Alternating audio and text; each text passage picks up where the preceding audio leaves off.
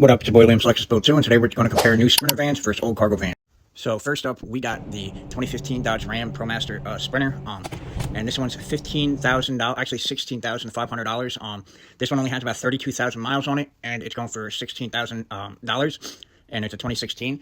This is a 2006 Ford Econoline 150 Super Duty. I don't know why it says Super Duty, but $13,000 for 24,000 miles. It's almost the same price as that Sprinter van that is much newer and has more miles. This is a 2020 Ford Transcargo van, $16,900, and it's also low miles and all-wheel drive, right?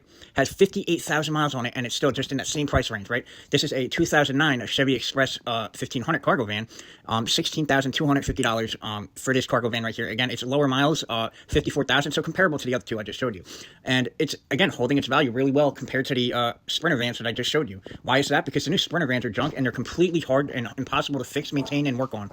To this day, Chevy has not changed the Express van whatsoever, besides maybe an engine choice here and there. They have kept the same exact design, same frame, everything since 2002. The fact that they're holding their value out of transit and Sprinter vans are dropping down in value speaks volumes for how unreliable they are, and just how impossibly hard they are to work on, and how you need software to do certain things like brake jobs on some of them. Here, I'm going to let this guy speak now. 2016 Ford Transit, and right now we're replacing the transmission in this thing. Now, one of these, pretty much anything you do is going to be a huge job, but now what makes these cars so bad is the subframe sits right underneath the transmission pan, so to even remove the transmission pan, you got to remove the whole entire subframe. And getting the subframe out is not easy. So these bolts seize up into the frame up in here, and you got to buy new bolts and new fasteners for the frame every time you remove that subframe. Not only do you got to buy new bolts, but you probably got to buy new control arms every time, because you got to melt the bushing to get the bolts out.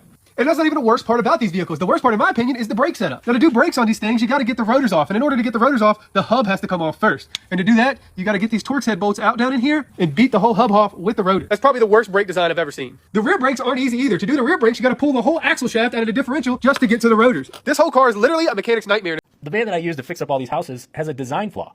And Ford's design flaws cost me $5,500. So I want to see what the internet has to say about this. Now, how can I be sure it's a design flaw? Well, my Ford Transit is a 2017, and if you buy one these days, you'll notice the exhaust manifolds have 9 bolts. Mine have 8. Why is that? Because at some point, they rust, and they get hot, and then a bolt breaks. And because these parts are buried way down in there, it takes a heck of a lot of labor to reach them and replace it with the new part that they redesigned.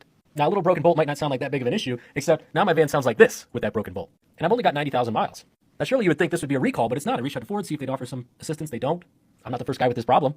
Hope you guys enjoyed. Remember to comment, rate, subscribe, and the credits are down below. Breaking news. Liam's Lexus Build 2 got motion.